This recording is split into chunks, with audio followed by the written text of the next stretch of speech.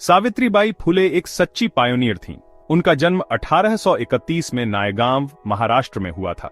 ये वो समय था जब लड़कियां कम ही स्कूल जाती थीं, लेकिन सावित्रीबाई के पिता ख्वाजी राव एजुकेशन में बिलीव करते थे। उन्होंने सावित्रीबाई को पढ़ना लिखना सिखाया। सावित्रीबाई एक तेज और क्यूरियस बच्ची थीं।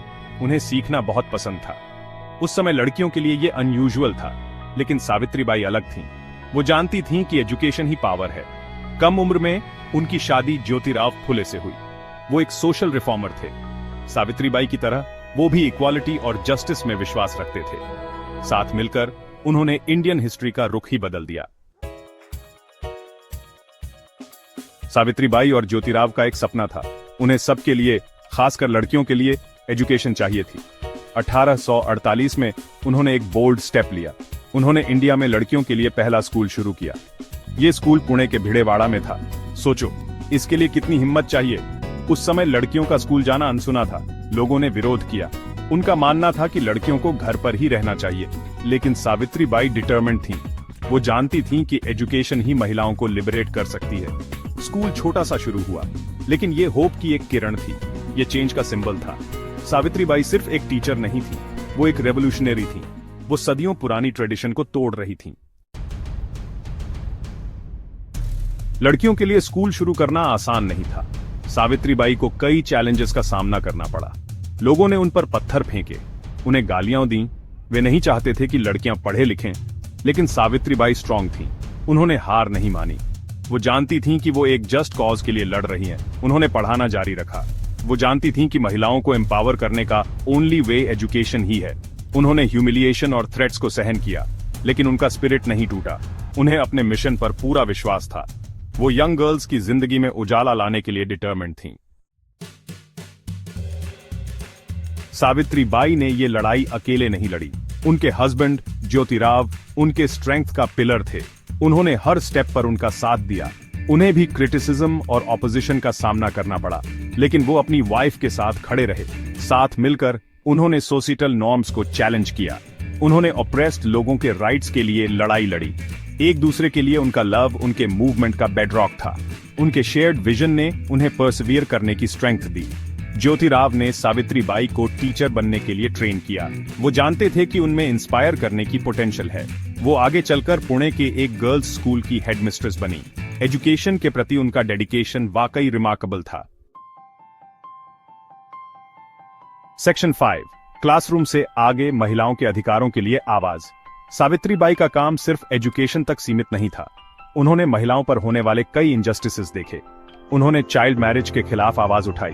उन्होंने विडो रीमैरिज के लिए एडवोकेट किया। वो सबके इक्वल राइट्स में बिलीव करती थीं। उन्होंने प्रेग्नेंट विडोज के लिए एक केयर सेंटर खोला। इन औरतों को अक्सर सोसाइटी आउटकास्ट कर देती थी, लेकिन सावित्रीबाई ने उन्हें अपनाया। उन्होंने उन्हें शेल्टर और सपोर्ट दिया। वो एक सच्ची ह्यूमैनिटेरियन थी। सावित्रीबाई का काम रेवोल्यूशनरी था। उन्होंने इंडियन सोसाइटी के फैब्रिक को ही चैलेंज किया। उन्होंने एज ओल्ड कस्टम्स और ट्रेडिशंस पर सवाल उठाए। उन्होंने वॉइसलेस को वॉइस दी। उन्होंने पावरलेस को एम्पावर किया। सेक्शन 6, बदलाव के बीच एजुकेशनल इंस्टीट्यूशंस की स्थापना। सावित्रीबाई एजुकेशन की पावर में बिलीव करती थीं। वो सिर्फ इसके बारे में बात नहीं करती थीं, वो इसे प्रैक्टिकली करती थीं। उन्होंने और ज्योतिराव ने और भी स्कूल्स शुरू किए। वे ज्यादा से ज्यादा लड़कियों तक पहुंचना चाहते थे। वो जानते थे कि एजुकेशन ही प्रोग्रेस की है। ये लिबरेशन का रास्ता है। वो चाहती थीं कि लड़कियां इंडिपेंडेंट और सेल्फ रिलायंट बने। वो चाहती थीं कि वो सोसाइटी में कंट्रीब्यूट करें।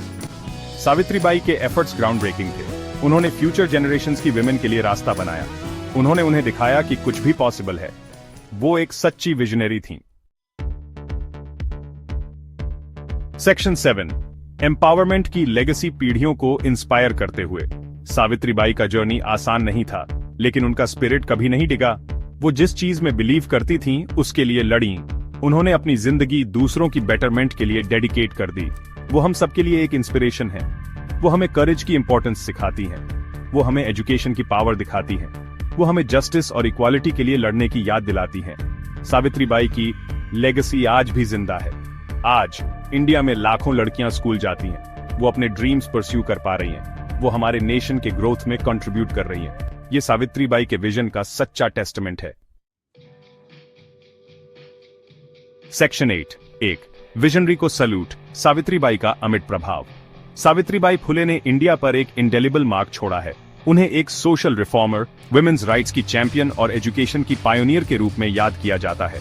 उनकी लाइफ और वर्क आज भी लाखों लोगों को इंस्पायर करते हैं। सावित्रीबाई का बर्थडे महाराष्ट्र में बालिका दिन, गर्ल चाइल्ड डे के रूप में मनाया जाता है। वो विमेन्स एम्पावरमेंट का सिंबल बन गई हैं। उनका करेज और डिटर्मिनेशन आने वाली जनरेशंस के लिए एक बीकन का काम करता है। उनकी स्टोरी एक रिमाइंडर है कि एक इंसान भी डिफरेंस ला सकता है। ये हमें सिखाती है कि करेज और कन्विक्शन के साथ हम किसी भी ऑब्स्टिकल को पार कर सकते हैं। सावित्रीबाई की लाइफ ह्यूमन स्पिरिट की पावर का एक टेस्टमेंट है। सेक्शन 9, आगे बढ़ते हुए उनके शुरू किए जर्नी को आगे बढ़ाते हुए। आज भी एजुकेशन और इक्वालिटी की लड़ाई जारी है।